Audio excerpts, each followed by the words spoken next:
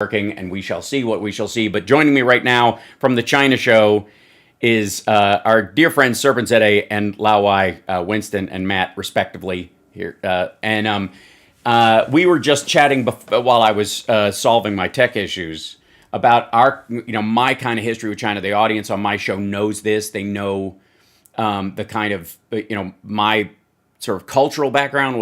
I've been a Sinophiliac most of my adult life as a kung fu fan, and then feng shui my houses, that kind of stuff over my lifetime. Like, just culturally really appreciate a lot of the depth of it. And then I went there in 2001 for the first time. And I don't know, when did you guys first go to China? When was your first trip to China? For me, it was 2006, but then I stayed there nonstop from 2006 all the way to 2019 without actually leaving the country except once. Yeah, it was 08 to 2018. Yeah, that's a significant amount of time. Sure. And during that time, you guys saw probably as much, and I was going there in and out during that time. So we almost had the same experience, but it's like, to you guys, it might have been like watching your hair grow for a little while. Like, you don't really notice and everybody else noticed. Sure. But I popped in and it was like, what the hell happened? Everything, there seemed to be these giant signposts along the way, starting with Xi Jinping largely. Yeah. And let's start with a couple of things. Let's start with a primer so people know how you guys got started with ADV China and a little bit of that. And then we'll get into a couple of terms that you guys use regularly to discuss the folks that you deal with all the time, both from the Chinese media and all that stuff. And then we'll get into our kind of personal stuff. So how did you guys meet at over there and stuff? How'd that happen? Well, it was actually through YouTube, believe it or not. Mm-hmm. Turns out, and this was not by design, but I am the first person to ever start a YouTube channel and run a YouTube channel from within mainland China, the first foreigner. And, I didn't realize this at the time. I was just trying to share my journey and share what was going on around me with friends and family. But because I was the first guy, of course, I was the most popular and I had the most amount of followers. And a couple of years later, Matthew over here, he found me online and he wanted to also be a YouTuber and wanted to meet up so that we could collaborate. And that's how we met. Gotcha. Yeah, I think we're the first couple guys to do it. Anyway, we ended up starting a motorcycle company together. It turns out we both love custom bikes. So we started that in China, and we ended up doing some travel documentaries where we rode motorcycles around the entire country. But that's another story for another time. That's when all the drama kind of picked up. Right. But yeah, to go back, both of us kind of wanted to put our lives out there a little bit online and show the world / our families that everything was okay. Nothing, no one was trying to kill us, and all these people that thought that China was such a crazy, upended place, and why the hell would you move there? All these people asking these questions, we wanted to put that to rest. Yeah, because at the time, we thought China was a fantastic adventure, and we wanted to show people that it was nothing like their preconceived notions. Because the press at the time, the media at the time, was very negative on China. And so it wasn't what we were seeing in front of our eyes, and we wanted to just put people's mind at rest. Yeah, right.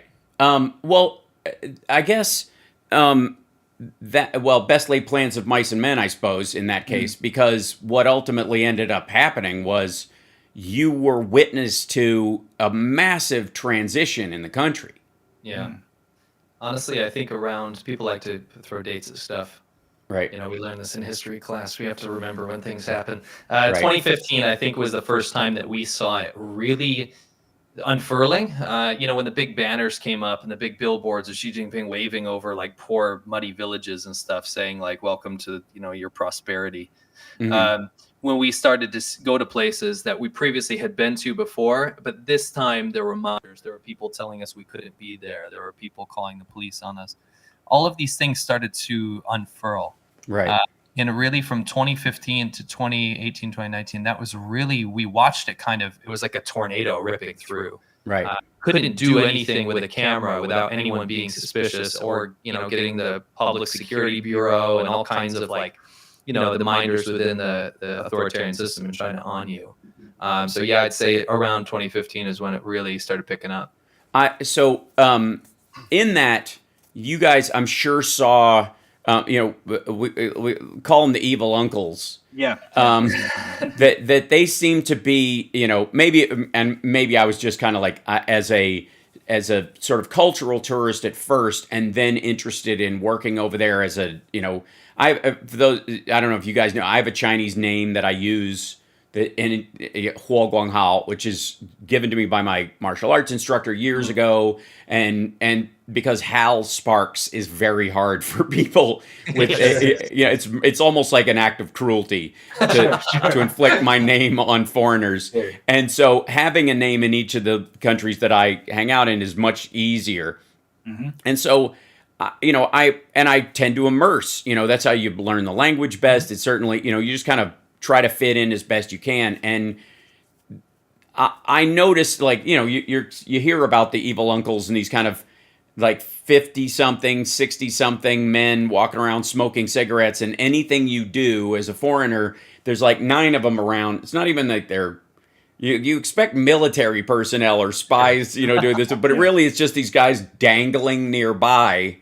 Yeah. Giving you, like, everything is like, all right, hey, what you doing? I'm gonna keep an eye on you though, all the time, and it became comical. But then go ahead. Yeah, sorry. The thing is to try and understand the mentality of them. It must be very difficult for them because, these are the guys that grew up during the Cultural Revolution. They were most probably Red Guard. If they weren't Red Guard, they were victim to them, or at least they were around them. And they were told their entire life that the outside world is their enemy, and that foreigners are their enemy, and the USA is this terrible place, and the England is this terrible place. Everyone's their enemy, so they're told to report and spy on anything. That whole if you see something, say something type thing, but much worse. So they grew up this way, and then suddenly, all of a sudden, the government changes. In 1979, Deng Xiaoping comes in and says, let's open up. Let's let foreigners in to invest. Let's start dealing with the rest of the world. And they just did a 180. And all of a sudden, you're supposed to treat foreigners as if they're friends. And these poor guys that have been taught to hate foreigners their whole life, all of a sudden now they have to accept foreigners into their streets, into their shops, into their towns and villages. And so they would still watch you with that suspicion. And they were the guys that would call the cops on me whenever I had a camera. So I'd be walking around and just filming a building or whatever I'm doing, talking on the streets. I used to have a camera out. And then all of a sudden the police would show up or security guards would show up. It's because those guys had gone off and ratted me out. So, they have that built-in suspicion of foreigners anyway, but they just had to kind of suppress it for a while because it was not what the government wanted. Now it's back in full force. Well, I was going to say, sorry, that whole thing was suppressed because of the economic opening, but then it was reignited in full force. Like I'm going to say again, 2015. That's when we saw it really hardcore. You could see their sort of reaction to the flood. There's a lot of geopolitical stuff to unpack with their whole, hide your strength and bide your time and all that nonsense. As if they had it and if they could, but whether it's just ego or whether that was actually a 50-year strategy. I think I share the same theory with you guys that that's a lot of puffery and there isn't a lot to it. But there is this idea that you can't have communism until capitalism builds a structure for socialism to live on top of when it's functioning. That was the Soviet way. And so they were basically like, we'll just steal all this tech, and then one day it'll be enough, and we'll just shut the doors, and we'll have enough stuff. But that day never comes, because that's how technology is. Like the guy in the 1912 who said, everything that's ever going to be invented has been invented and couldn't be more. Same kind of problem you have anytime you decide, we're good. But it seems like that was part and parcel to the decision, like maybe just socially. Like if we go any further than this, people are going to get such a taste of freedom, such a taste of the normal life, that we're never going to be able to put that toothpaste back in the bottle. Yeah, it's so refreshing, Hal, to hear somebody that understands that so succinctly, because we have to explain that so often. But yeah, the idea that China is some sort of progressive nation that wants social good, social programs for its citizens, and it's going to keep kind of evolving with the rest of the world is completely false. I mean, what we saw China doing was theft of IP, theft of ideas, co-opting those ideas, making them their own, making the world subservient to them. Yeah. And then going forward from that, deciding when the leadership was going to say, all right, maybe we're not going to go forward socially anymore. We don't really want to interface with the world. China is its own thing. It's the middle kingdom, right? So we're going to close off again. Yeah, a lot of people don't really admits that right now. Yeah, people don't recognize, and this is always a strange thing, because there's this idea, and maybe it's because the West is more aware of it, because especially America. America is, one of the things I love about my country is the fact that it doesn't show up on anybody's 23andMe. That yeah. You know what I mean? Yeah. Nobody tracks themselves back to America, because it's based on an idea that anybody can participate in, and the common culture of the United States is a constitutional democracy structure. Everything else is up to you. How you dress, what you eat, where your family's from, knock yourself out. But what we agree on is everybody has a say, and we're trying to make it better for everybody around us. We're not just making decisions for our own mini tribes. We have issues with that, as anybody would, but that's part of it. Yeah. But when I went to, I don't know if you ever got a chance to see the Hutongs outside of the Forbidden City and stuff. The old ones, the ones they knocked down for the Olympics to hide. Right. Yeah. So I remember walking through there on one of my first trips there when I was basically backpacking around, and this little girl, she's 5 years old maybe, walks out and just thrusts her finger at me and goes, "Why Guaren?" like that. Oh yeah, right. And if we translate that, most people in English, it'll be like foreigner. Yeah. Like, you're just a foreigner. But it doesn't mean foreigner. No. It means outsider. It means outside the country person. Why Guaren? Outside country person. You don't belong here. You do not. Yes, it's the equivalent of a 5-year-old saying, "Go back to your country." She didn't mean like stranger. Mm-hmm. She meant get out of my country. And that was amazing. And she didn't know I spoke Chinese. She assumed I didn't. Of course. So I went, "Ni hao, Zhongguo nu haizi," like that, like nan haizi, like nu haizi. She was a little girl. So I was like, and she was like, "Ah," and ran inside. She was like, they always get freaked out when you speak Chinese. So anyways, that was early. That was before the switch came. Mm-hmm. Even still. And now it just felt like while we were there shooting the show I did, for those that don't know, it was called Explore China. It never saw the light of day because basically we were in post-production on the first season when COVID hit. Mm-hmm. And they just decided, beyond the fact that people aren't going to go to China for tourism in the West for a very long time, they also decided they're not going to air it like they don't want tourists. Mm-hmm. It's culturally, was there a moment where you're like, your biggest wait a second over the process for either of you, where you're like doing stuff and you're doing, and you're like, you're doing your, like, it's not so bad and we're having this and you can get along and there's life here and blah, blah, blah. And then something particularly hinky? Sure. I mean, there've been a lot. By the way, those tourism shows they make for China and they make in China are never there to try and entice foreign tourists to come to China, by the way. Right. They're only made for one specific reason, and that is to make certain areas of China look good. Mm-hmm. They can then brag, to the higher ups that, we've got a good image. I have many stories about them trying to do precisely that. Yeah.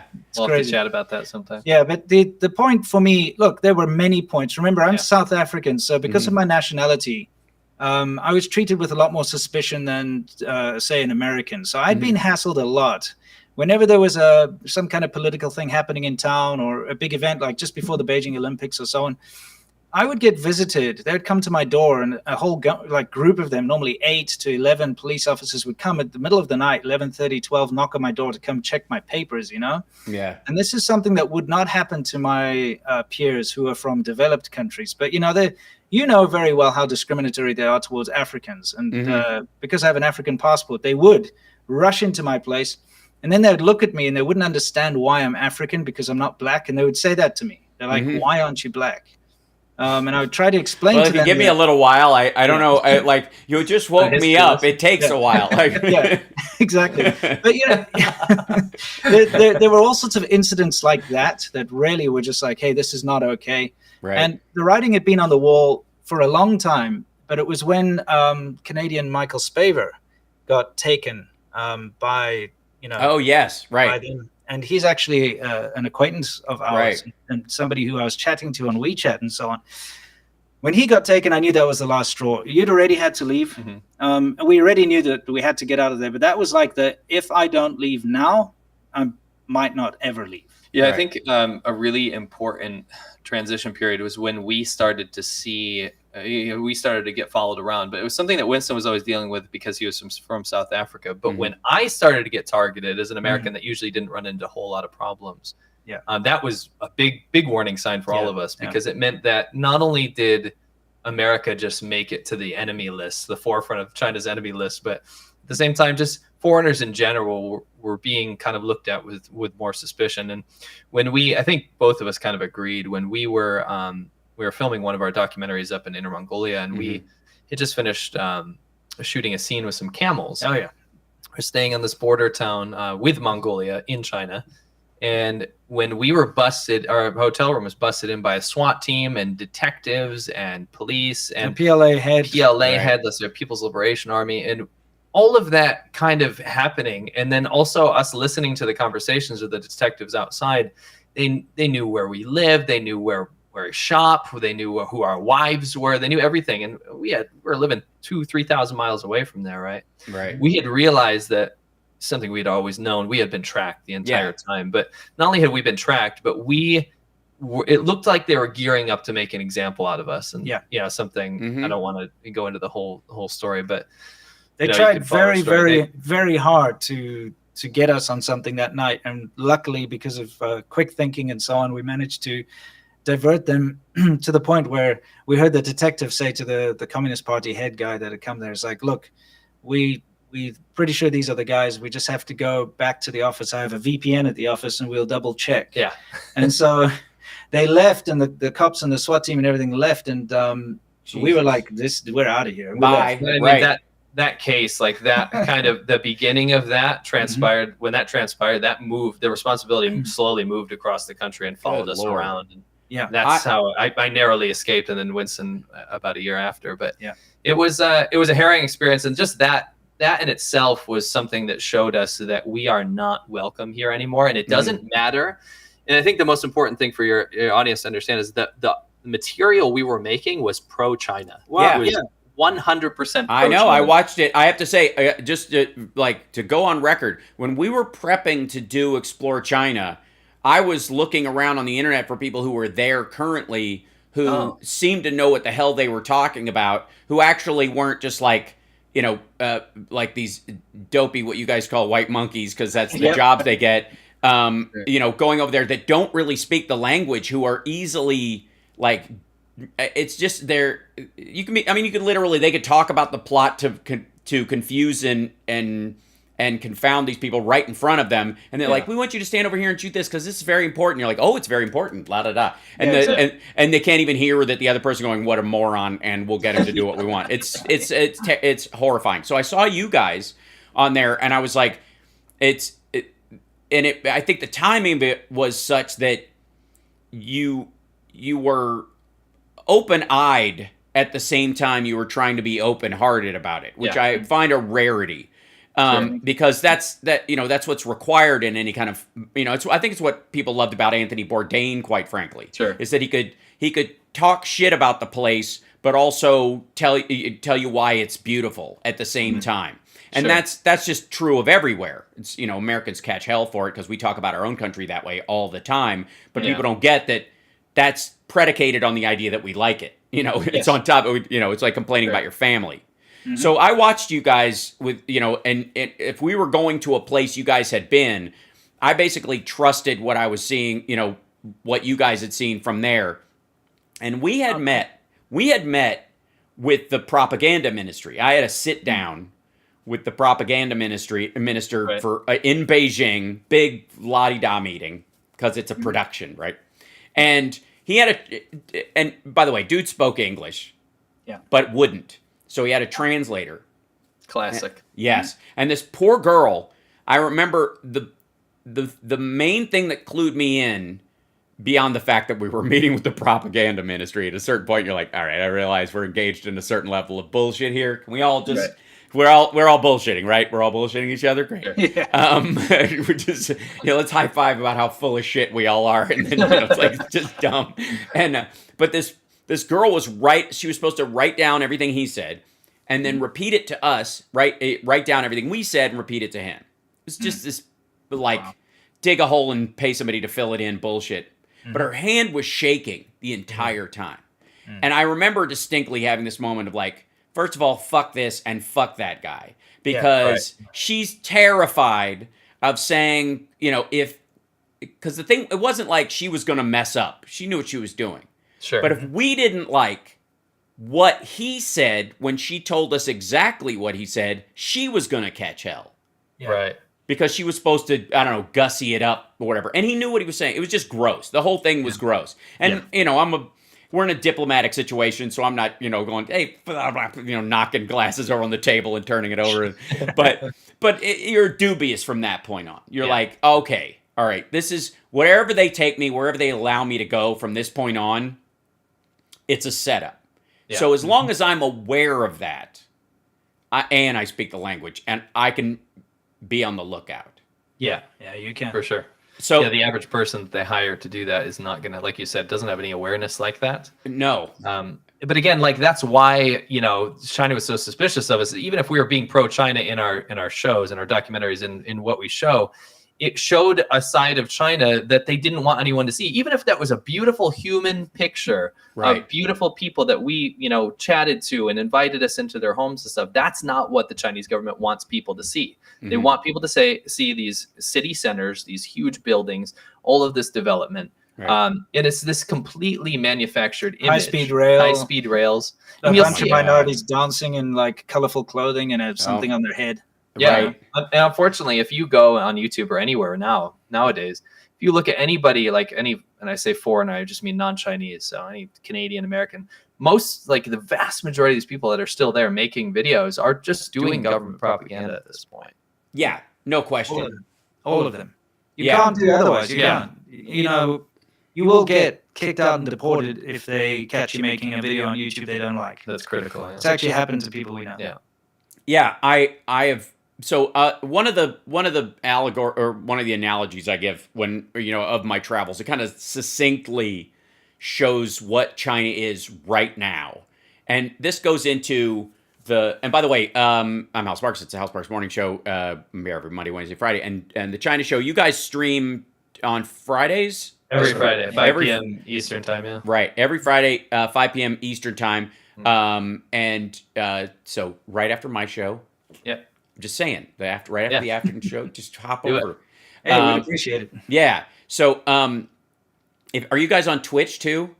No, we do. We just do YouTube. Okay, gotcha. See, because if it was Twitch, I could dump an audience right in your lap. We're trying to figure out how Twitch works. I will. After I solve my own tech issues, I will give you the whole rundown. Glad to do it. Excellent. Yeah.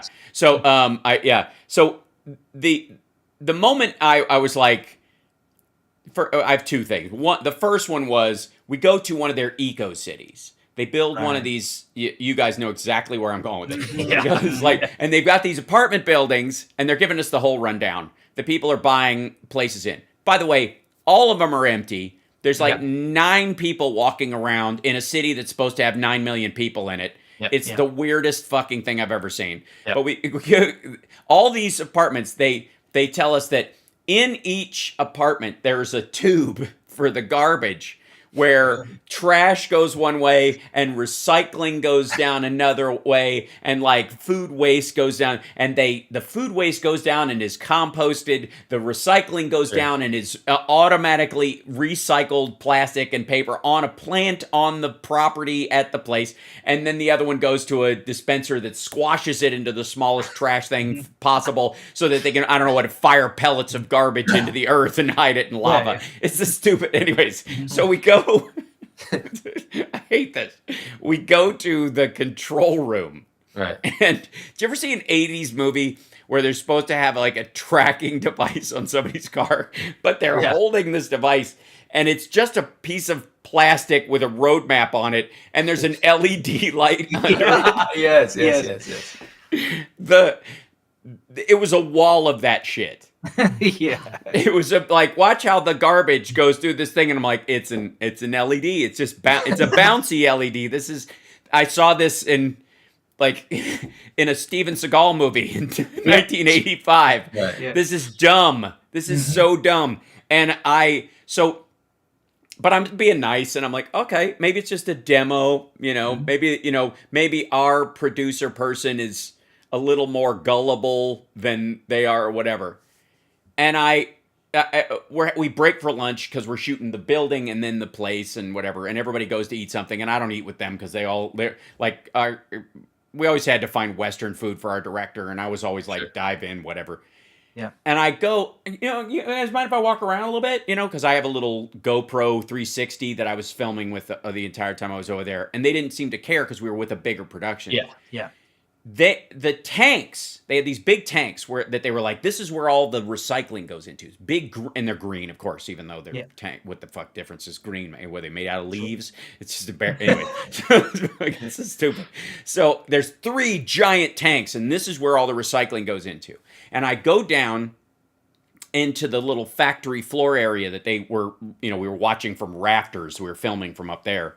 Mm-hmm. They're concrete. They're not even tanks. They're literally solid concrete. Yes, they're concrete molds that are like 20 feet wide and 30 feet tall, solid concrete. They basically put the pillars for the building, just surrounded them with rounded concrete to make them look like tanks, sprayed some words on them that said they were, recycling things, and like had a smiley face character on them so that everybody knows how good it is. Had like a plastic tube where some of the garbage was supposed to come out every so often if they needed to demo that, but it had to be loaded beforehand. And it was so, and I was like, I talked to the director and the producer afterwards, and I was like, guys, like, once we get home, there's just no fucking way I'm going to say that's a tank for...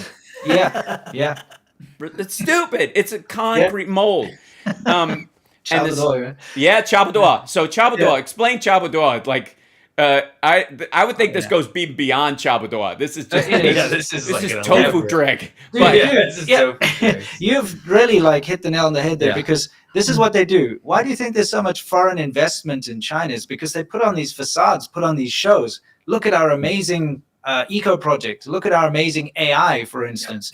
And they'll make some fake thing. Right. And people will look at it, and gullible people will say, wow, China's the future. This is amazing. Let me invest. And they get so much money that way. And all they need to do is trick you with some Chabadoy nonsense. And Chabadoy, you can explain it better. Yeah, Chabadoy means like almost, or like half-assed, or like good enough. And it's like a philosophy across China is like, if something is good enough, then you stop it there.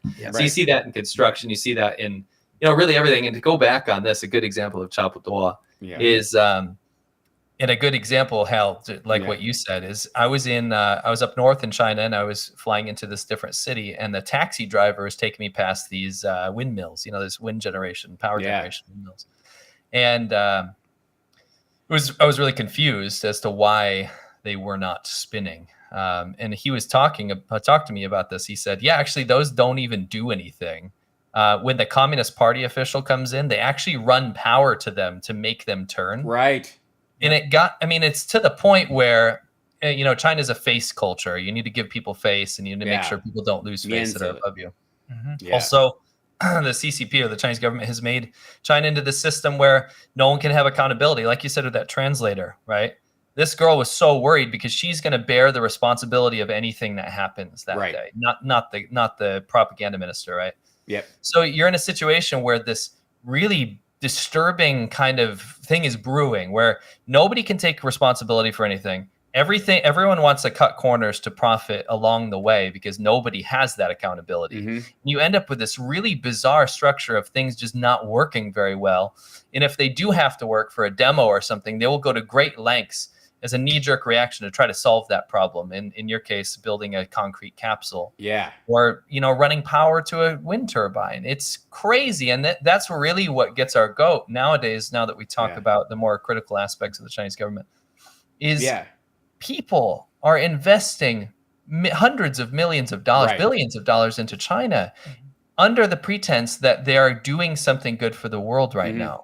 And as someone that, I'm not a super hardcore environmentalist, but I care enough about the environment to know that what's happening in China is absolutely devastating. Right. It's one thing to not pull your weight. It's another thing entirely to like put up a facade and do the exact opposite. It's I mean, it might as well just be like I would not be surprised to find out that their wind turbines are run by electricity and they grind coal in the base. You know what I mean? Like it's that. I mean, they just keep building new coal power plants. They build more. They're just hand on fist. They just keep building these coal power plants, and then they just put out big statements. Oh, we've invested, 500 million in it's not just clean China technology. My biggest problem is that's not just China saying that. It's global organizations that are going out there saying, oh yeah, China invested 10 times more in renewable energy than the US did. And it's like these big, opinion leaders on the world stage. And you know that they're just lying through their teeth. And it's infuriating because China has shown time and time again that they have increased their CO2 emissions. So the proof is in the pudding, guys. Like, are we going to keep congratulating an authoritarian government that's leading the world in renewable green tech and reducing their carbon emissions when they're actually increasing them? Yeah, they're increasing them. And the rest of the world decreases, but China just increases it, but says, oh, but we put a lot of stuff into green technology. It's just it's a misdirect, It's a show. It's not a mirror.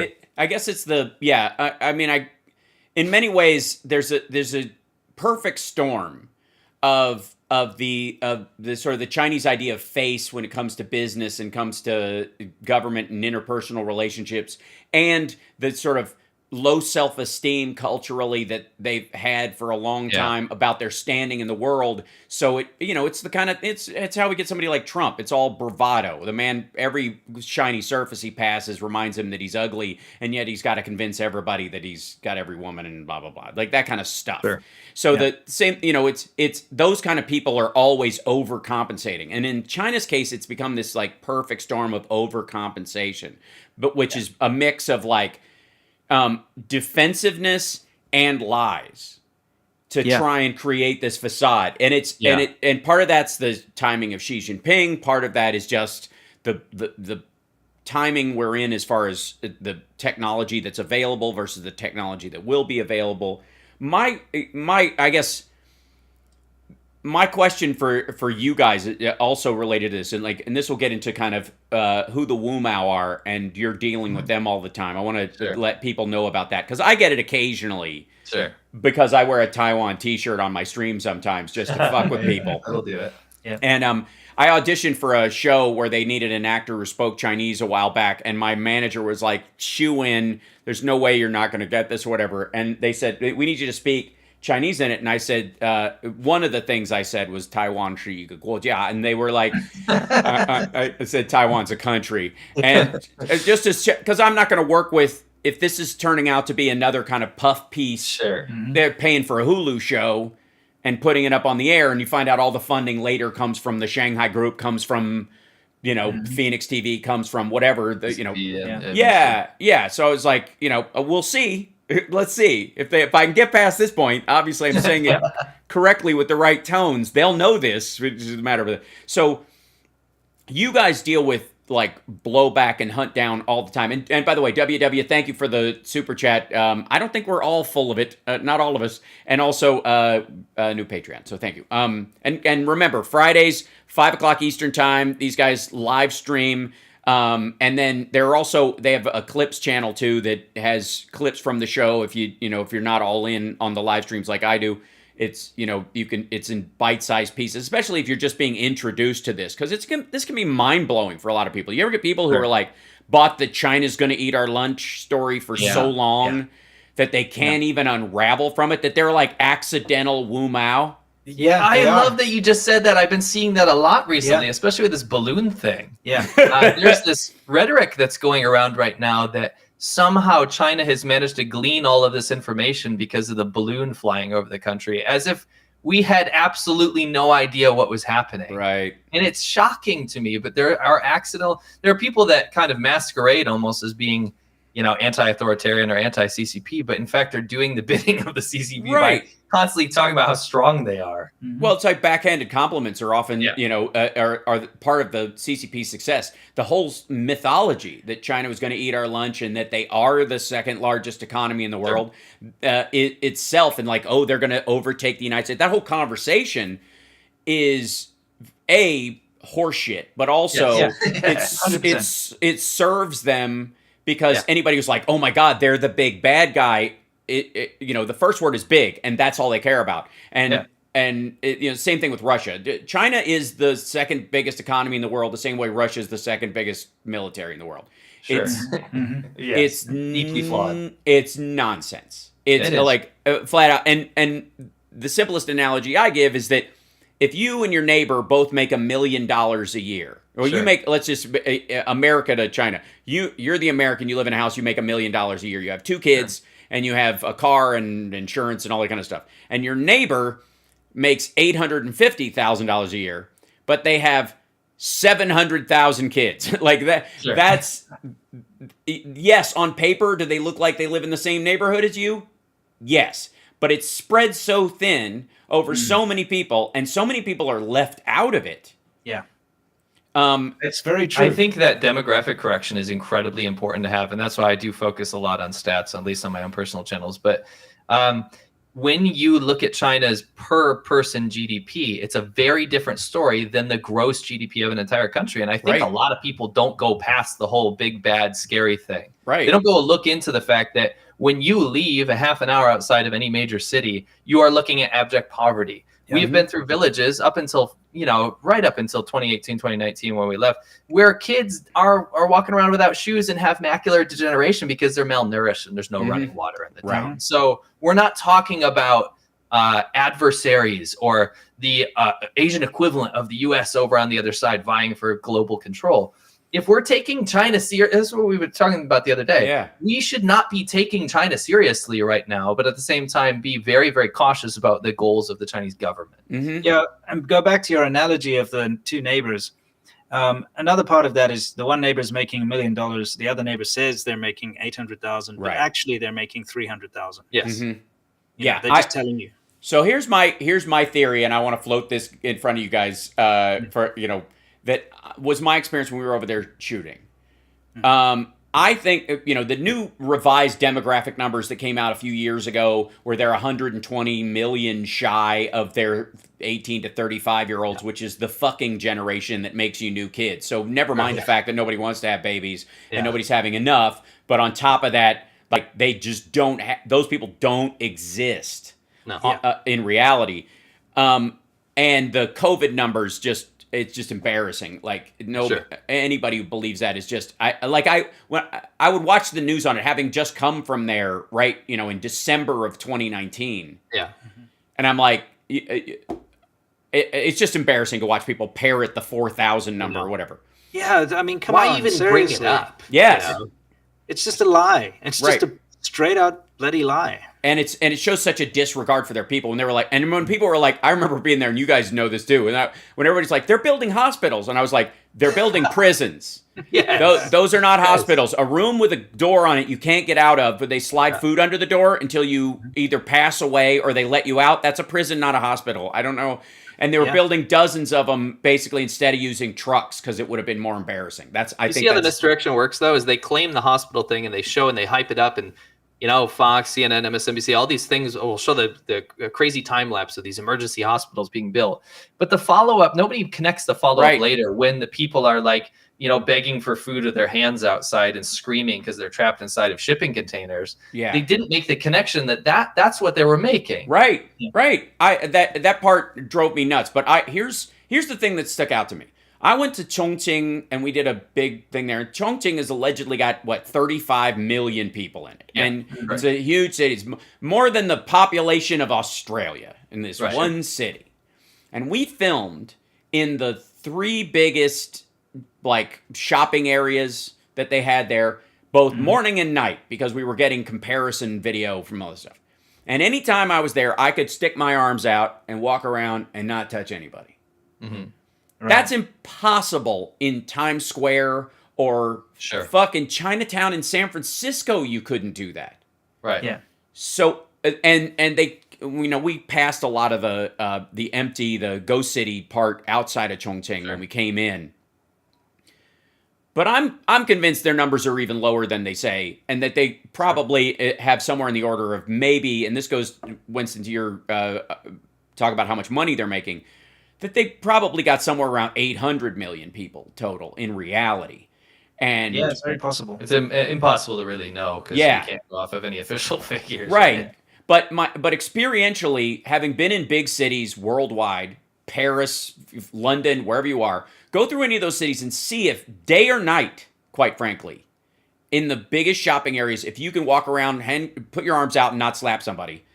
Sure. And all over China, almost everywhere we went, with rare exception, like particular festivals, like, going for, like a New Year's festival or something like that, where it's packed. Mm-hmm. The rest of it, I was suspiciously empty for cities that are supposed to be gigantic. Never mind the buildings. Sure.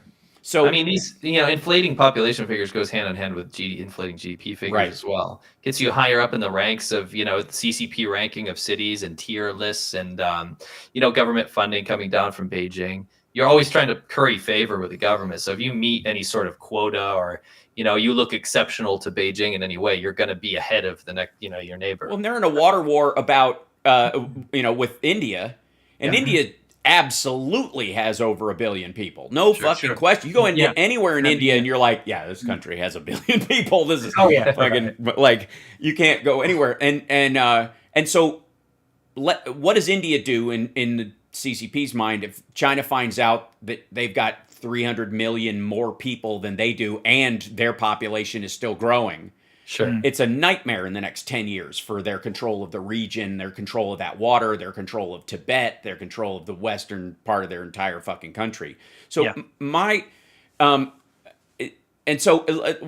of diverted off the people that come for you because of the accidental Wu Maos, the gullible Wu Maos like Ray Dalio and others. Although I think his early investments intoxicated him and he doesn't realize that the worm has turned.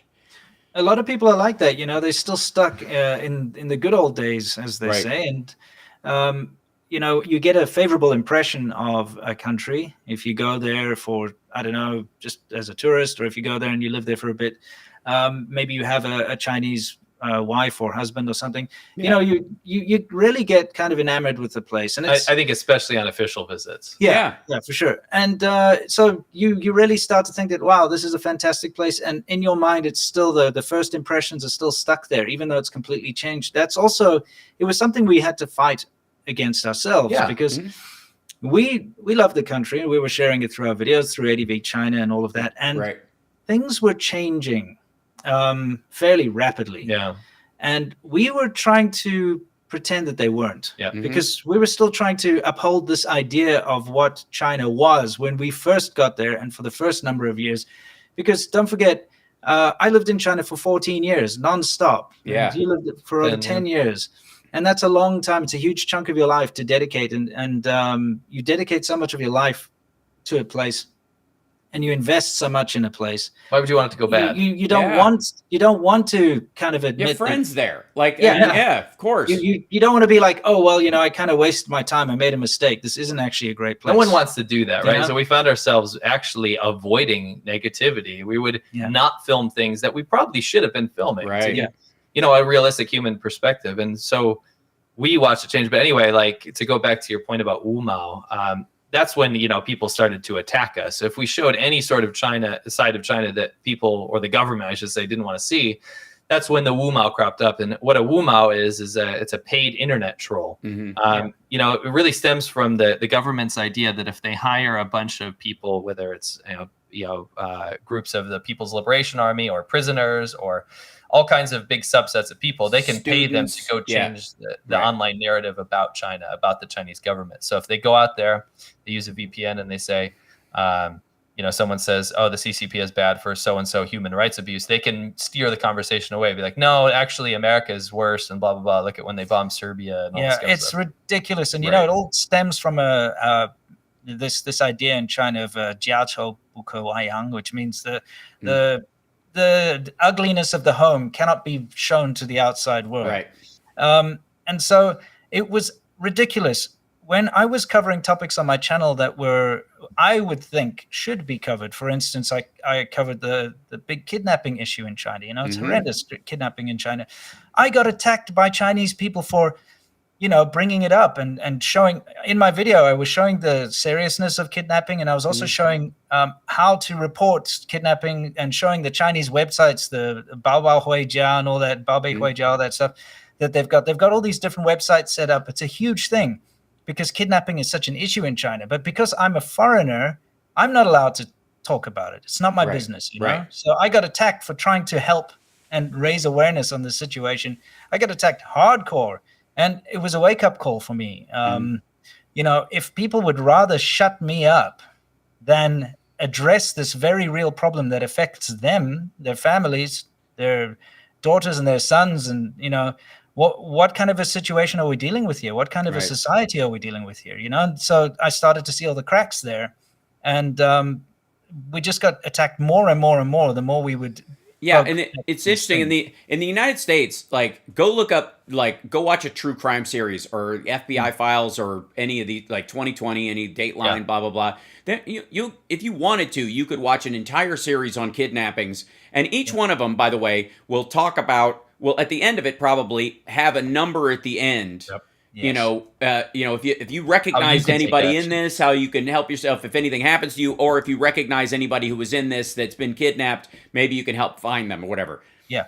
In China, the entire time we were there, I mean, obviously watching very limited television, even where that existed, it was always kind of like mini little hero stories, and then no bad happened. They're you guys have covered the slashing crimes, which is their equivalent of our kind of mass shooter issue. Absolutely, yeah. And it's a lot of times it's aimed at children and women. It's very there's a cruelty to it that's really shocking. But nobody I talk to, other than I guess you guys and some of the people that traveled with me on that show, know anything about it. Yeah. They just, it's just that part of, and that's obviously part of the CCP's, they want that to happen. They want media to be limited on those kind of things also. But also, even when it does get some legs over here,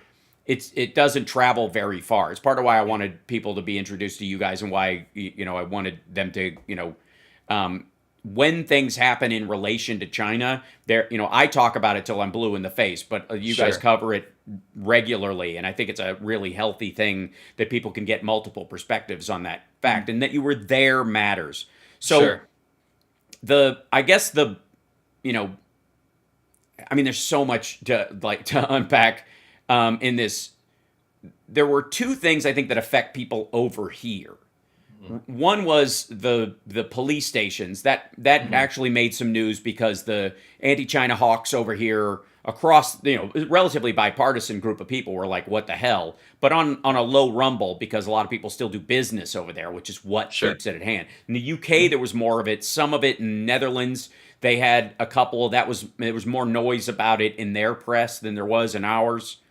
Yeah. And then the Confucius Institutes, which sounds like, the right seized on those a long time ago because they want to go after higher education in the United States. So I hate the Confucius Institutes. They're like my number one enemy. Yeah. I've got a story about them. Yes. So address those two. You can start with the Confucius Institute, and also some of the the control point of unfortunately for Chinese students coming to the United States to study for real on their own, not being sent, just innocent people trying to get a good education, and how they're treated. That's the part that makes me angry. Yeah, I think it's important that before Winston goes into the Confucius Institute, just to set up why this is a problem for everyday Americans. Mm-hmm. I'm assuming we're speaking to a predominantly American audience. Mm-hmm. I mean, we got some Aussies, and we got some Belgians, and we got some UK people in here, but yeah. Okay, so when you look at China's societal issues that seem so crazy, you look at the slashing children, like a grown man going to murder 26 children or like with a knife in a kindergarten. You would look at that almost like, if you hear about that, you'd say That is absolutely insane. That's just like inhuman. That's crazy. And you look at the response that people would have to a story like that, trying to cover it up. You have to realize that the reason people are trying to cover this up and the reason that the Chinese media is trying so hard to make sure you don't know about this story is because it's of utmost importance that people continue to invest in this authoritarian regime. And when people continue to do that, China gets to get away with all of these horrific crimes and still continue to plant these seeds around the country that say, you know, in the education system, in society, to say you're not allowed to show the rest of the world the truth about what's actually happening. And that is inhuman, it's evil, and it completely ignores the human rights of Chinese people in China. But the problem with that is it's not just limited to China. I think a lot of people that probably don't, you know, a lot of people probably don't even care about China, right?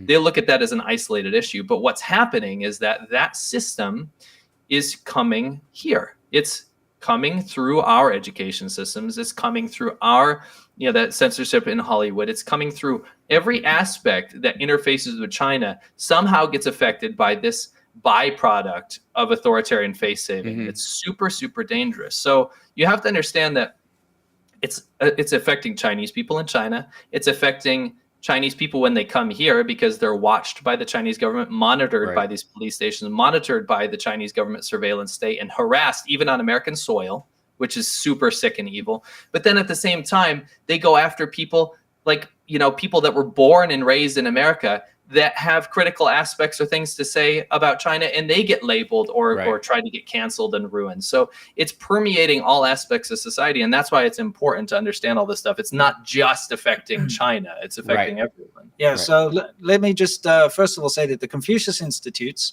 was a very, very successful, still is a very successful way of the Chinese government to infiltrate higher education around the world. Now, for those of you who think that they've been shut down, they have not. They've removed Confucius Institutes from many different places around America, for instance, and various other countries. But they've simply relabeled them as, you know, Chinese language or cultural institutes, and they've reinserted them.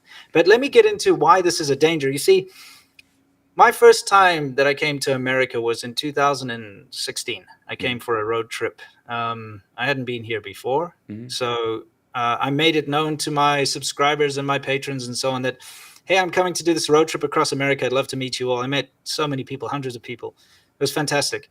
But I got invited to the University of Arizona in Tucson to do a speech for their journalism club or the journalism course or whatever, because my first documentary, the TV documentary that we'd done, Conquering Southern China, has just been released.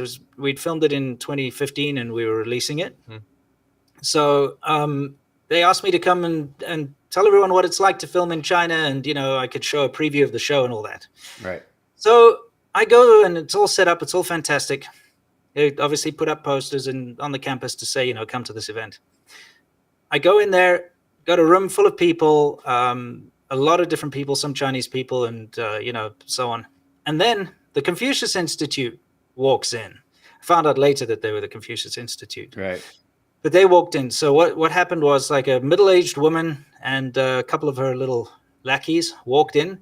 And as soon as they walked into the room, some of the Chinese students that had come to see me talk, they were sitting in the front row, they immediately got up and left. So they got out of the room because they didn't want to be associated with me, right? So this was the first thing that I thought was very odd, because they did want to be associated with you because they were there and they were in the front row watching, but they couldn't afford to be seen. Yes. No, that's it. And it was puzzling to me because I hadn't even started speaking. So I knew it wasn't me, like I didn't say anything wrong or piss them off or something. Fly wasn't unzipped. No. They were sitting there and they were getting ready. They were comfortable, you know, they were getting ready. They were chatting and everything. Suddenly this little group walks in. They got up and left. So that's the first thing. I started my whole, you know, spiel about the filming, what it was like. And I remember very specifically during one point, I was talking about how bad the roads were in Hunan, where we were driving through the sort of Hunan on the Guodao, which are the the national roads, and they were just like potholes and dirt. And I showed footage of it, and I said it was really difficult to ride through these areas. And that middle-aged woman got up immediately, and she challenged me. She said, "No, but China's built all new highways and new roads everywhere." And I was like, I mean, sure, but this not there. You're not allowed to ride motorcycles. You can't ride a motorcycle on the big highway. This is normal. This is the national road we were riding on. It was really bad. And I wasn't even trying to do it to criticize China. I was trying to explain the difficulty of filming under these circumstances. And she kept coming back at me saying, "No, but the roads are good in China and they're better." And like interrupting. Yeah, she was she could not accept the truth that they were bad roads in China. And of course, she was taking notes the whole time and everything. She interrupted me a whole bunch of times, of course, to try and correct me because she couldn't have the truth of China told on American soil. It was absolutely even when it's relatively harmless. Because again, like I grew up in Kentucky, Peaksville, Kentucky, and like I had neighbors who their house was on a gravel road, and that's a poor part of the United States. Over time, it's getting better. But especially at that time, and there's plenty of places where potholes are almost a huge point of pride amongst people. Like, fucking roads, right? Blah, blah, blah. And then they just get on with life. And if anybody said, American roads, they're full of potholes. If you were in Germany and somebody just brought that up, like the idea that you would take offense at it immediately is absurd. You'd go, a bunch of times, whatever. Anyways. But have you ever had a Permanis Brothers sandwich? Like that's where the conversation would go. Sure. And I was focusing on a specific place. I wasn't saying China has bad roads. In general, right. I was saying that these particular roads in this particular area of China, in this particular, rural part or wherever. It was just part of the journey. It was part of the story. It's like me saying, the roads in rural Kentucky are bad. It's the same as that. And people would probably agree. Yes. But no, she couldn't accept that I had said that the roads weren't pristine and amazing, and so she kept interrupting me, and it was super frustrating. And she'd interrupted me about a whole bunch of things. Later, I found out that she was the local Confucius Institute sort of head, or one of the managers or whatever, and the other people that she brought along were also part of the Confucius Institute. And I ran into her again in the future as well, by the way. And they have such a little monopoly on that campus, or they used to, on the University of Arizona. It's because of all the tech stuff. It's because there's chip factories there. It's all, it's not an accident. It's one of the things, like TSMC is moving one of their factories there, and the brooming of the Confucius Institute and others is going to be part and parcel to that going forward. They know it. The government knows it. The Taiwanese know it. And it's where one of the big Intel facilities is. This is, where they do have a plan is in the, is obviously in the IT theft and that kind of stuff. I mean, we could obviously do an entire hour on that stuff. And as we get near the close, I want to, if you guys can hang for another like 10 minutes, if you got it, that'd be great. Because I have, and then because at the tail end, I would like to just talk about some things like we all liked about it while we were there. Sure. So one of there are some things that are kind of, I think the tendency in Americans and most people in the West, I think a lot, is to shrug off propaganda because nobody falls for it. And propaganda is very obvious. It's Mao posters and that kind of stuff. So nobody's really afraid of propaganda because they think it comes in a form you can see a mile off. And it absolutely does not. And when you're talking about like that woman who's there, she's more overt. But the covert aspect is the kids walking out. That's a form of propaganda. We can drive those people away from being able to listen to you and scare them off. Yes. So and it seems to me that the CCP's message specifically is on a hard fade in the West. It may not go as fast and be as obvious as it is to, I think, the three of us. Sure. But there's definitely been a change. People are far more dubious and less trusting. Unfortunately, this can sometimes transfer to Chinese people, which it should not. And you guys are abundantly clear about that, as I am, that this is a governmental issue, not a human issue. This 100%. This isn't ethnic. This isn't part of,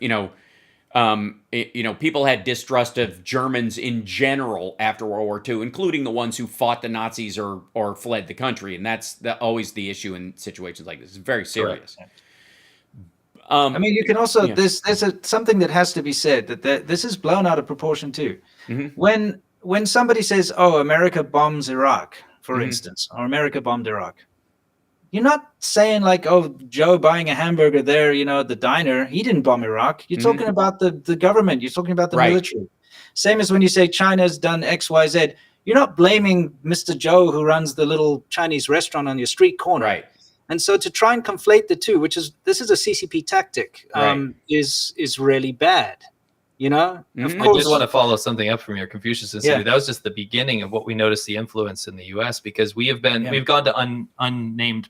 we've gone unannounced to protests, right? Mm-hmm. We won't say where or when, but we have been followed in these places. We've had Chinese people, like government minder looking type people, taking pictures of us on U.S. soil doing this, and we've seen them insert themselves into movements like anti-Asian hate. Oh yeah, and that's big time. the super dangerous thing is that they're trying to conflate any criticism of the Chinese government with the hatred of Asian people in general, which or is violent attacks on them in insane. the United States because of ties to it. And again, I mean the can of racist worms that was opened by COVID and the opaque nature of the CCP and all that. I mean, it's that in and of itself will be tomes of history books. Yeah. No question, because it's just if anybody ever gets the information and is allowed to write it, that's Right.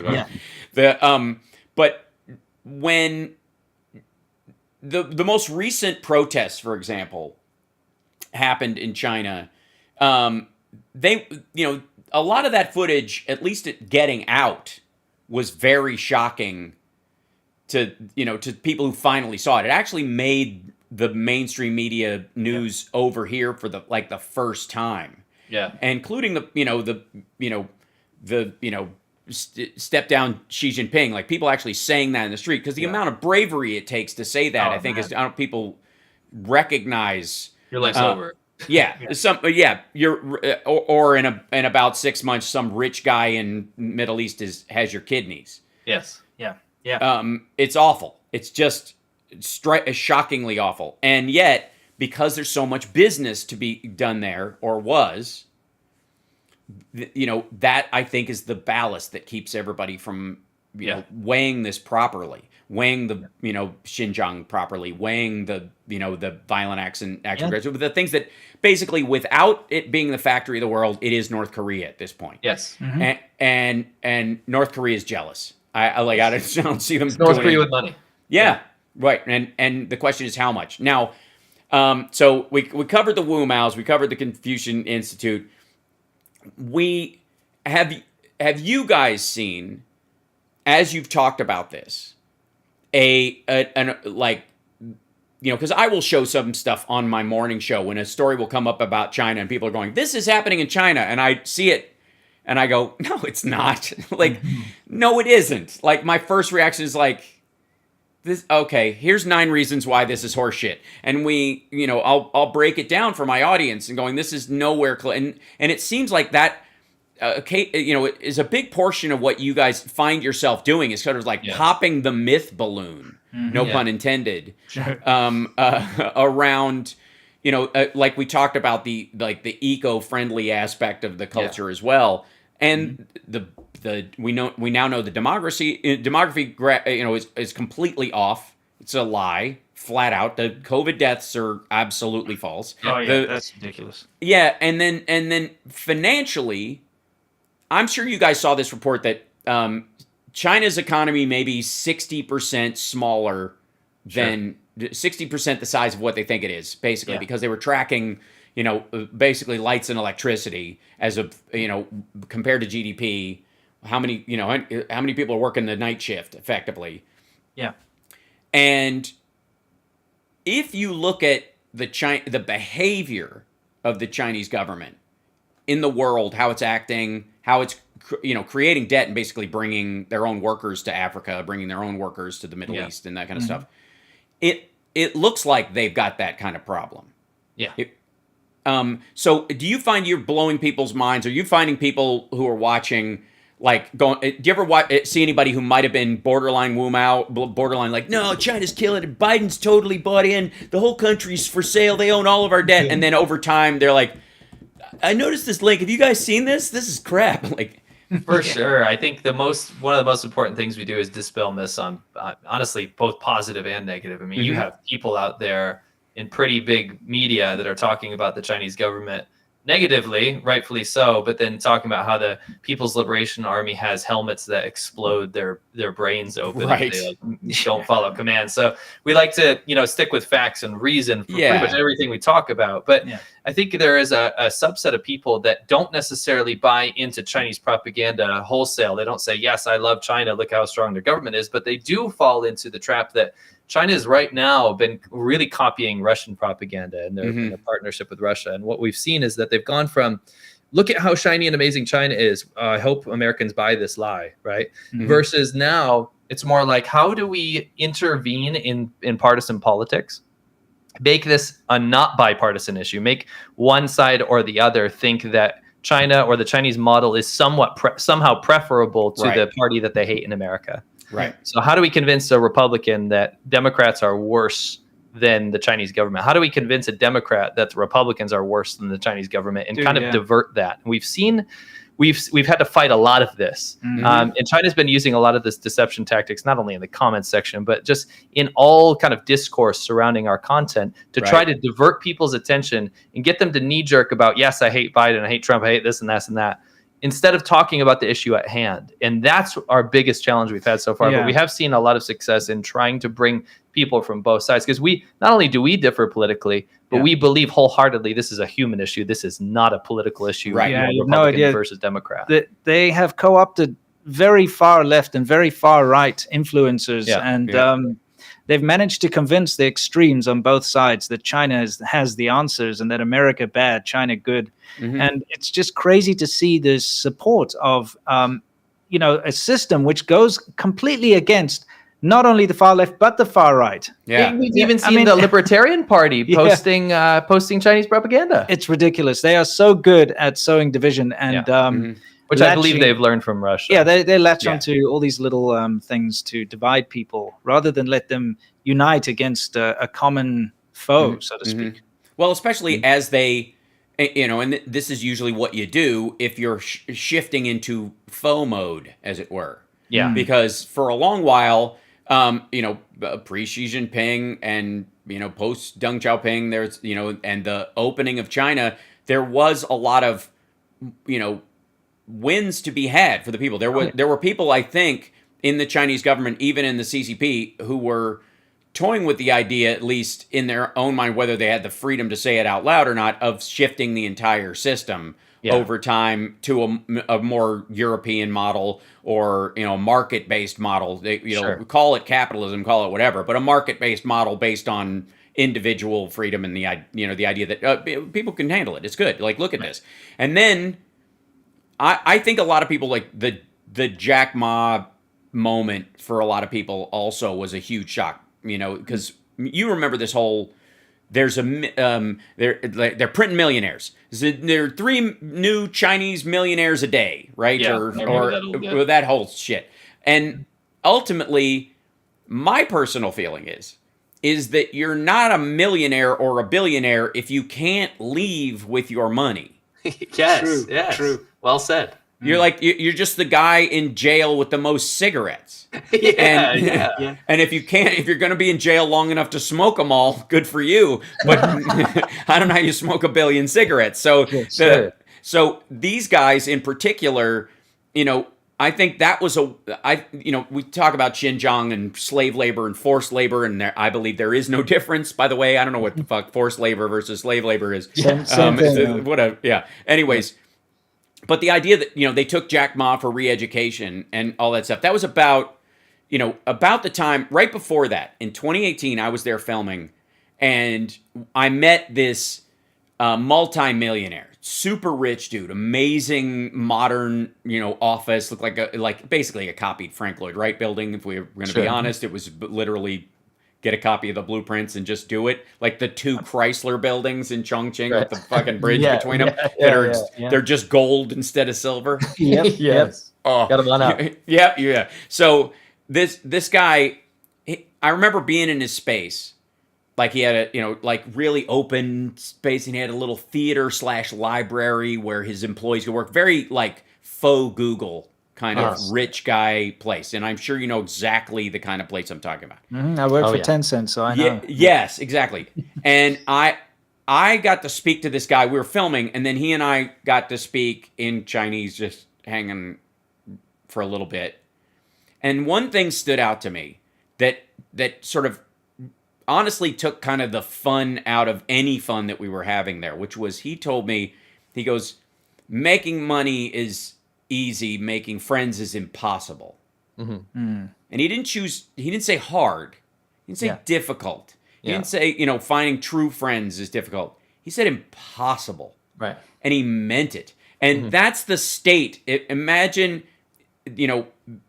there is a social ladder for the first time ever laid out in front of you. You can finally climb it. You can finally make your way out of poverty, or at least, into the upper middle class where you can educate your kids better and all that kind of stuff. And what's waiting for you at the summit is absolute oblivion. Yeah. And I found that to be so distressing. Like I felt so bad for the dude because it was beyond even miserable. I would argue that he was afraid. Yeah. And I don't know him, but I would probably hazard to guess that he was afraid. You have to trample on people in order to get up in the Chinese sort of hierarchy ladder. And unfortunately, you have to be a heartless bastard to get anywhere, especially in the Communist Party. And so, you know, the old saying, shit floats to the top really does apply. Mm-hmm. And then it rolls downhill.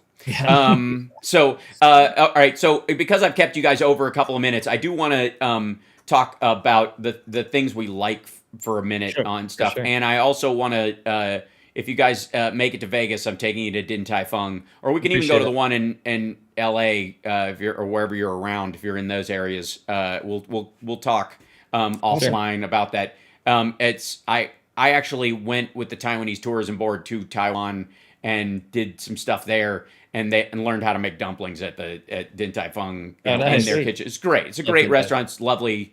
And if you, I don't know if you've spent any time in San Francisco, but House of Nanking and Yang Sing are my 2 favorite Chinese restaurants. Nice. Yeah, we did a Chinese food documentary across all of California. Called when it we used to live there. Quest for the Best Chinese in the USA. Yes. I was still living in China, flew down here. That's right. We rode up and down in my old Corvette up and down the West Coast. I saw that. Oh, you did? Yeah. So, Awesome. I try to stay awesome. I do. Okay, excellent, brilliant. Yeah. It's hard. I've tried not to a couple times, and it just didn't work. It just didn't take. Okay, good. It's just a ham. Anyways, Excellent. so dinner's on me at those places because I would love to, sit down and on a personal level, just talk that stuff. But like culturally, what took me there was, when I was 7 years old and I found out Bruce Lee had died when I was 3, I literally wept because I had wanted to study Kung Fu with him. That was one of my dreams when I was 7 years old. I studied martial arts since I was 8 years old. And I studied Wushu and Kung Fu Sansu, since 1990. Taught for 7 years. It was what I did instead of waiting tables as an actor before I broke, that kind of stuff. And I have a lot of deep Chinese friendships here in the country. Right. And what angers me most that I've seen over the last little bit is them not being able to go home anymore. Mm-hmm. They can't go home ever again. They can't go visit relatives. They can't even toy with that stuff because they left and they got to stay here. And it's just sad. Nobody in any other country hardly, except maybe Iran. There's a lot of Persians in LA who know what that's like too. Yeah. But while I was there were some, certainly some beautiful and fun things that, that I experienced, beyond even the Great Wall and the like. One of the nicest moments I had was talking to like 3 Chinese girls who were college students selling paintings on the side of the road in Beijing. They work at the art college and then they sell their wares and whatever. And one of them had a tape recorder that she was learning English off of this tape recording. Her friends spoke better than she did. She was just learning a little bit. And every so often she would burst into a Richard Marx tune. She would just start singing, wherever you go, whatever you do. Like she would just start singing it because it was on the tape. And I was like, what is she listening to? Yeah. And so I was like, can I see it? And I opened it up, and inside was a proper English for foreigners. And it had half of it was American songs, which was mostly Richard Marx because he has a non-inflected Chicago accent just like I do. And the other side, it was me from Talk Soup. Oh, no wow. way. It was That's cool. recordings of me speaking because, as English goes, I have no accent. I have a Midwestern Chicago radio accent. That's the one you want. Yeah, exactly. So that's the one that they're going to copy. It was the most shocking thing. That's pretty awesome, actually. Yeah, it is. It's bizarre. What did she have to say when you said that was you? I had to use a VPN on my phone Yeah. to show her a picture from that, because it said on there, it said my English name, but they were talking to me as my Chinese name, and I was like, it's like, just water, that's mine. That's me, And anyway, she like that. And the rest of the time, they obviously they were on me like ticks the rest of the trip. Sure. So bless their hearts, they were just like I would literally like walk out of my hotel room and they're like standing there like hi, and I'm like, oh dear. But they were very nice. But did you have like moments where first of all, what's your favorite Chinese food or your favorite Chinese thing, and then of course, did you have moments where people recognized you and did from what you were doing and did have a positive reaction and kind of went thanks a lot? Honestly, if you don't mind, I'll say Yes, go for it. the vast majority of Chinese people we meet are very supportive of what we say and do. Yeah. And it'd be very hard to faced with the amount of abuse we get from the CCP, it'd be very hard to continue if we didn't have their support, because there are so many people that reach out and tell us their stories and say, thank you for being the voices of us that can't do anything in China. So that, first of all, is the most inspiring thing you can wake up to. Mm-hmm. Be like, wow, I'm actually doing something good for this world. Right. In terms of like just memories in China, I mean, Mhm. I just miss my friends. Yeah. I miss everything that my life was there. I mean, the government didn't have to be at the forefront of everything I did in China, yet it eventually became like that. It didn't have to be like that. And that was the most disappointing thing. To answer your food question real quick, I very much like northern Chinese food, like Dongbei food. Okay. So you have like some suan cai zhu rou, like sour pickled vegetables with pork. Yeah, with pork. Yeah. What about guo Guo rou is good. It's like a sweet fried pork dish. It's Yisan just xian. like pork. Yeah. A lot of it's very hearty food. Like I found when I was in Shenyang, I was up in Dongbei. I was going around eating like the local kind of whatever local dish was in the neighborhood, and there were like mashed potatoes and stuff up there. And I was like, this is wild. This is very much more like home. But as I go down south for some of the weirder stuff, I like Hunan food. I like the spicy kind of sour spicy dishes. Yeah, the hot pot. Like we did a big hot pot segment and that kind of stuff, and I brought a bunch of the spices home with me and that kind of stuff. I discovered a version of majiang mian that somebody was making in one particular restaurant and became a regular place that I would go. This person, they made it a specific way, and I loved it. And nobody else makes it the same. Like everywhere you go, there's a variation of majiang mian, and you're like, it's not quite. But could you, that's always the, especially the more like, the mapo tofu-ish type of stuff where people are like, it's going to change everywhere you go. There's no guarantee. We have a tendency to have a belief in consistency in the United States, That's right. And it really is up to wherever you are. It can vary. Even the same dish, in different variations, will be almost indistinguishable sometimes. Massively different. Yeah, actually, there's Chinese people don't really follow recipes, so there's like a smattering of this and this and this. So everyone's, every dish tastes very different. Yeah, that's kind of the beauty of it. What about you, Winston?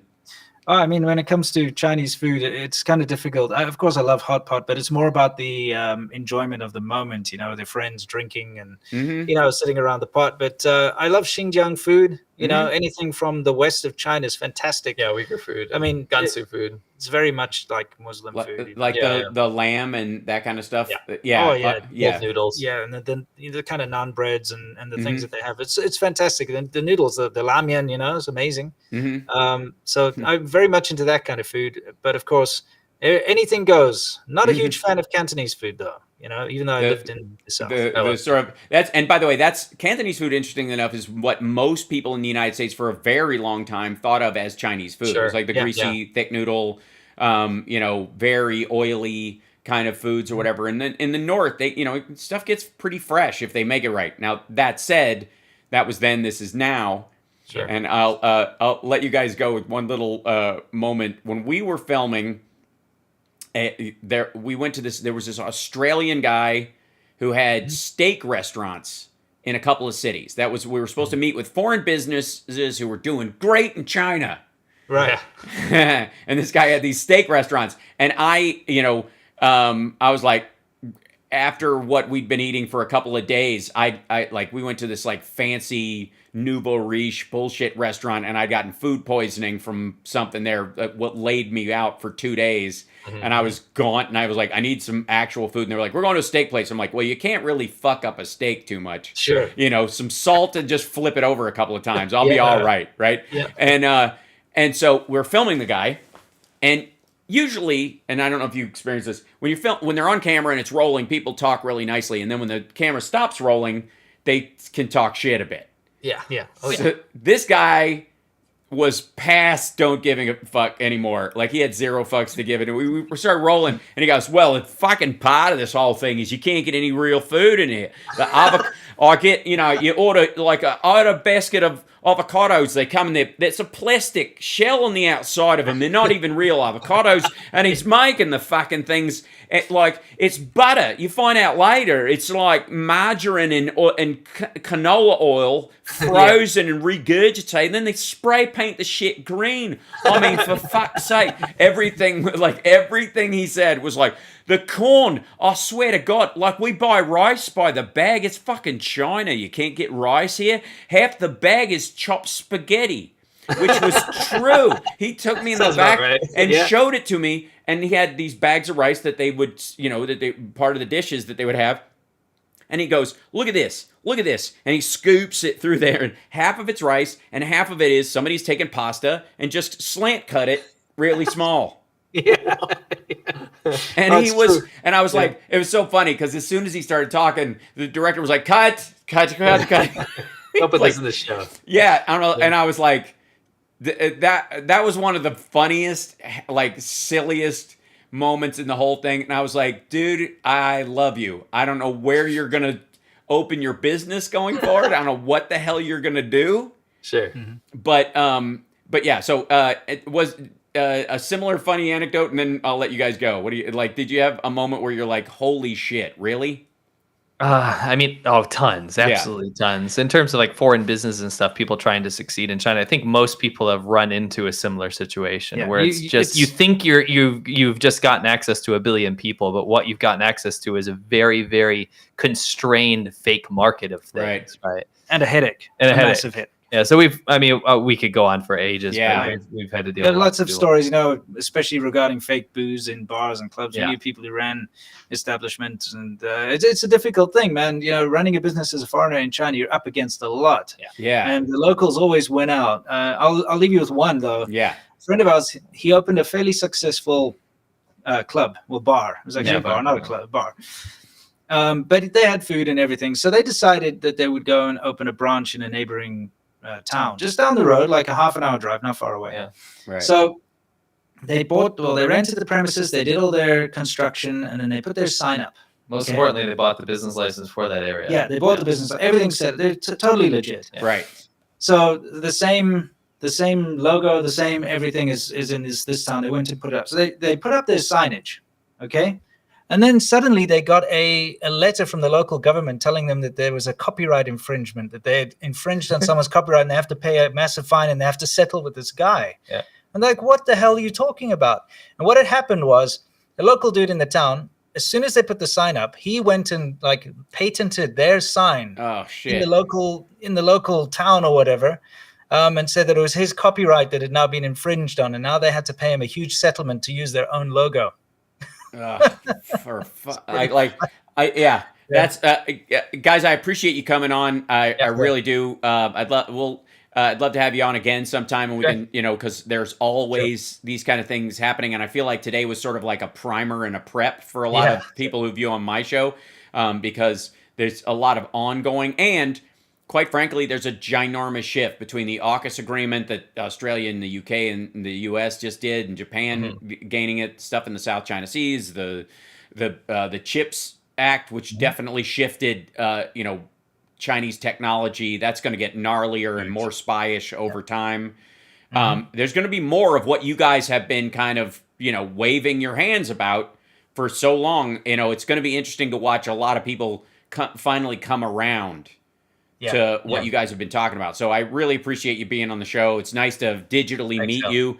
And super nice. Thank you for having us. Absolutely, and we'll do it in person. Sometime. I'll let you guys know when if you're ever in Vegas, look us up. Absolutely. Yeah. Thank you so much, Al. So appreciate it. Thanks so much, guys. Cheers. All right, have a good one. Yeah. Cheers then. Bye. Bye. Thanks, guys. Appreciate it. All right.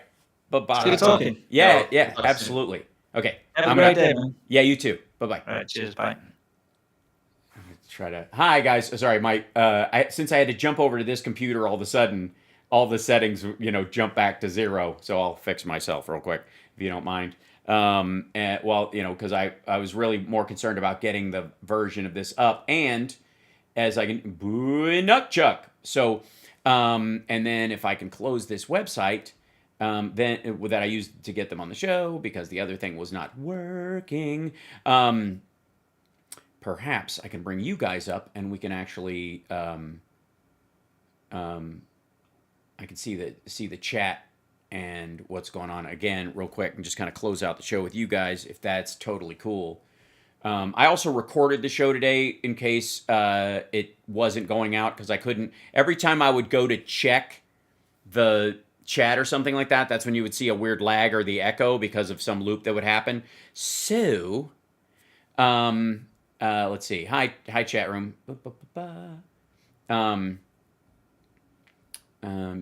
Let's see. It's stuff will start populating in a second, I hope.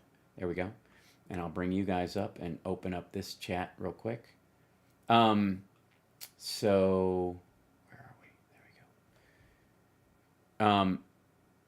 Fascinating talk with the guys today. Really lucky to have them on. And for the record, I think a lot of folks who are, you may come on and see what I talk about when we're discussing China sometimes, and think I'm kind of like alone in this. And I absolutely am not. And it's nice that, people can actually check that out as well. Let's see. Why is I got to restart the chat. There's a bunch of people in there, but I'm not seeing any. There they are. Hey, now I'm finally seeing it. So hi, there you go. You think they felt the same? Yeah, you're probably not wrong in that regard. Let me see if I can.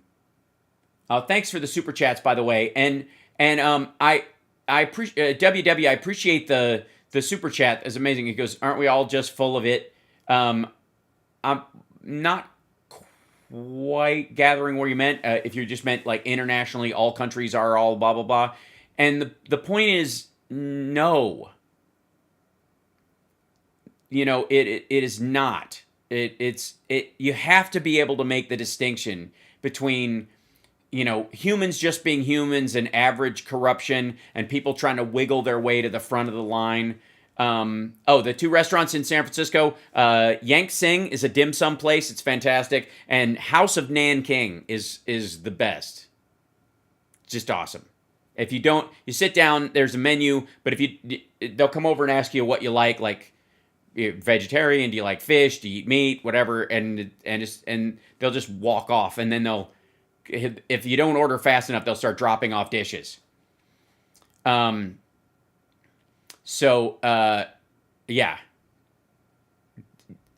appreciate you guys hanging in there when I had to bump back over onto the other setup.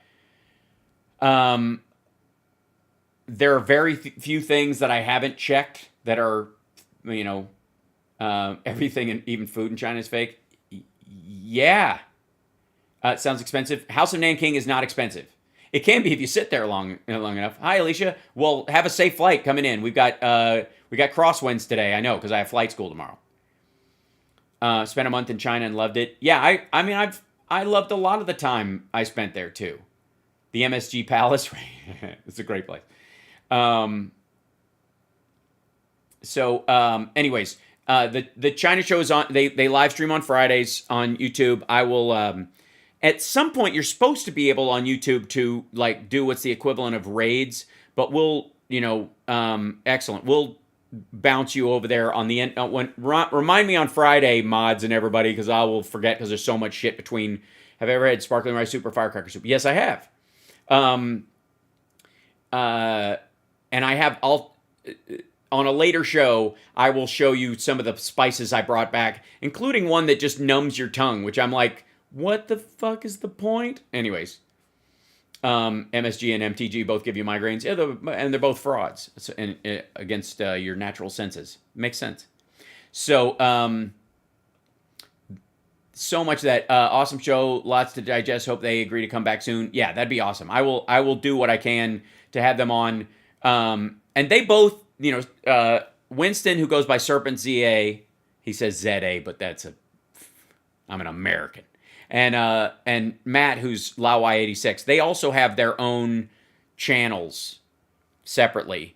Hi, Rob Glenn. I'm glad you're in there. I may have to call you for tech support later. Something's really funky, and it's PC related. God damn it. So I'm like ice skating uphill. So you're bummed that candy didn't fall out of the Chinese balloon? I wouldn't eat it if I were you, even if it had. Miss Most catching the replay looked good. Excellent. And I recorded it, by the way, so that I can, in case the audio was funky or, it was too bad. RE Balloon, DOD says it contained 2,000 pounds of explosives. What? Please. Fellow comedian progressive Pete Dominic, stand-up Pete podcast would make a great guy. I know Pete, yeah. I'll ask Pete if he wants to come on. That's great. The guy with the steak place was Australian. Yes. That guy was so fucking funny. That's a true story. He as soon as the camera flew and he knew it was somebody that wasn't Chinese media, he was just like, fucking hell. I can't even, like, how do you fake eggs? Like, it was great. I love that guy. So let me, I'm going to see if I can bring up let me bring in the chat. And by the way, don't forget, support the show. I didn't get to say that stuff earlier because the whole thing was collapsing around me, which is always fun. Let's see, there we go. Shrink this back down. Whoop. And let's see.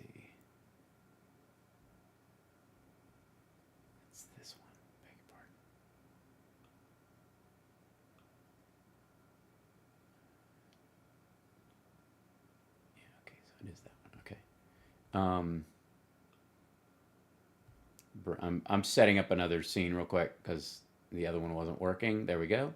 And then I'll turn off the China Show logo and those guys can, okay, excellent. So transition, doink. Here we are. So there you guys are. Look at you guys. Look at you beautiful people. Hi.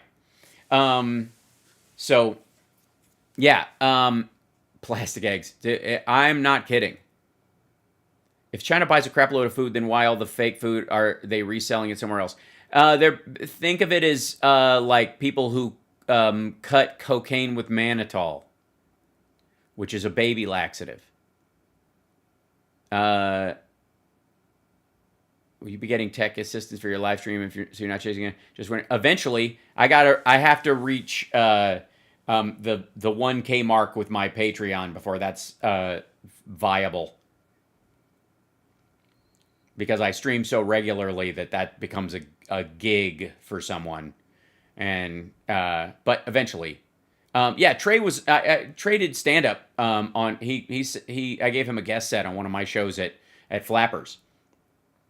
Keep an eye on the Mexican spy balloon. Yeah, it's so fun though. So guys, yes, you are. Congratulations. No, Manito, yeah, cocaine 80s, yeah. Mannitol is a baby laxative that they would use. It's, by the way, every time somebody, if you ever see me do a thanks Pfizer on Donald Trump Jr. with this stuff, Water Goddess, thank you so much. I will, if I shut my phone, because my phone rang in the middle of the thing. So I will check. Thank you so much. And bless you and thank you ahead of time. Chilanian War Zeppelins, that's what's coming next. Hi, Alyssa. We really have to get her Google Translate. Giant floating sombreros. Wouldn't that be fun? Jesus Christ. How, doesn't China, what? Sorry? Where is it? Whoops. Sorry.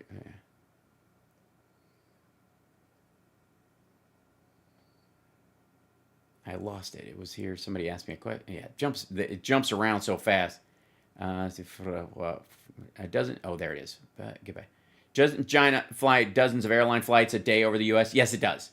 But they're moving. But they're at a height, and they're regular they're not military planes, and their commercial planes don't have like ports on the bottom of them that they could look. They're not that advanced. So they have satellites that go over the United States.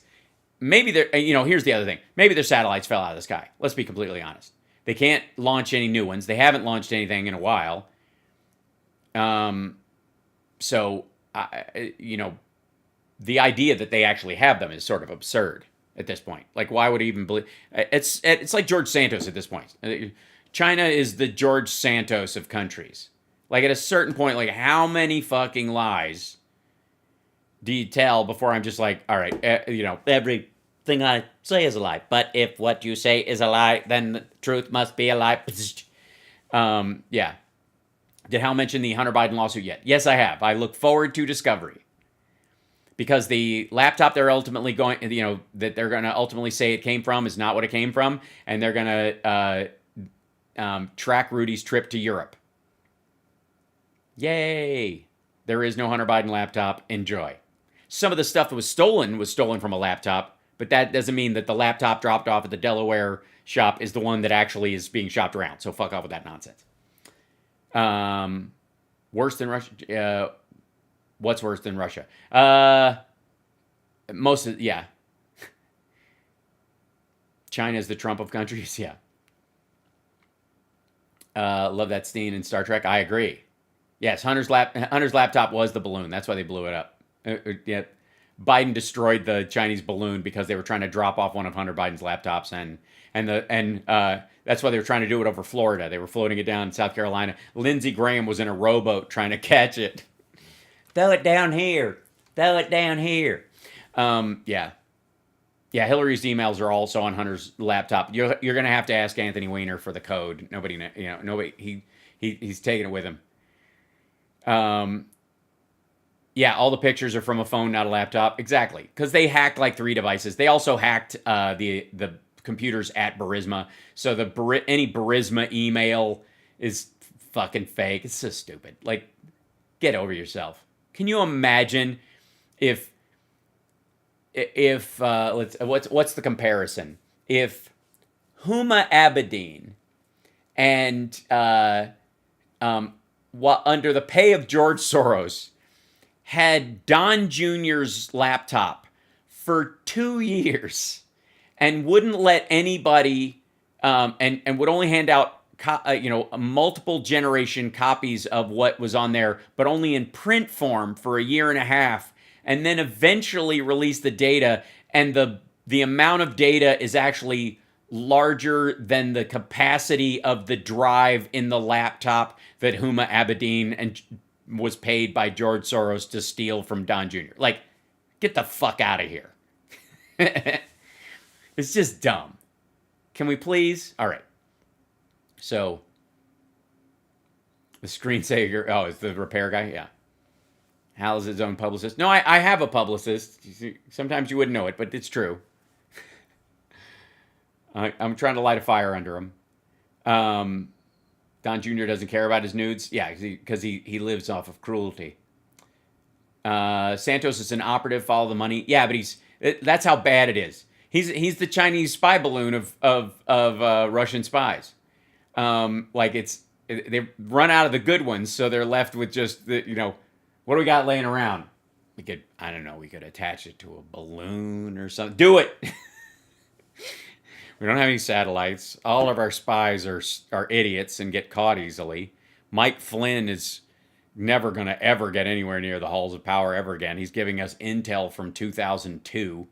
Honest to God, what do we got? I don't know. We can hook up we got a Hi8 video recorder and a 2XL. I could wire them up and hook them up to a balloon. Do it.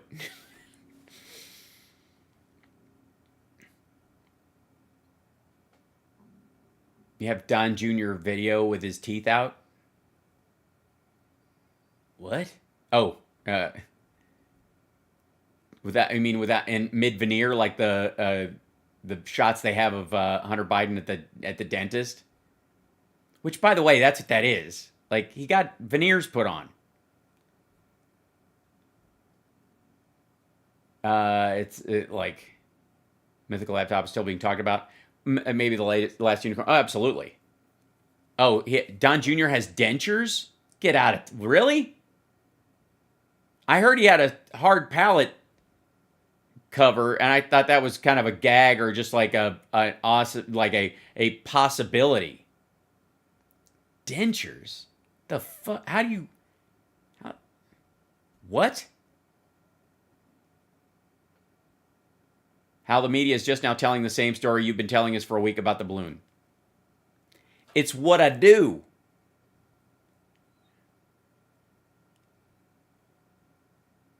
That's all right. Now he's got a potato palate kazoo, right? Palate kazoo, alakazam, meth, rots your teeth and gums. Oh God. Well, I know his dad, according to folks around The Apprentice, was, chewing the poor man's meth, which is like, crushed Sudafed and Adderall and shit like that together. That's fucked up. Cocaine makes them grind their teeth. Yeah, well, that's, Trump. If anybody else noticed besides me that like Trump's got that fucking. Oh, I saw that, Karen. Thank you. Yeah. Yes, I saw that. That's on my list to watch.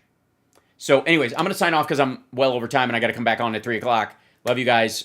Take care of yourself and take care of somebody else. Thanks for sitting through my tech issues today. I'm basically just gonna get up from this chair and turn around and work on that computer again and try to get it online. So if I pop online a couple of times, don't be shocked. It's just me making sure shit works or trying to make sure shit works or something. So wish me luck. I may end up doing this show from Starbucks with my laptop, but we'll find, life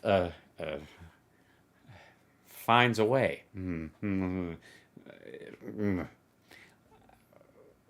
Yeah. So, love you guys. And where's my ending scene? There it is. All right.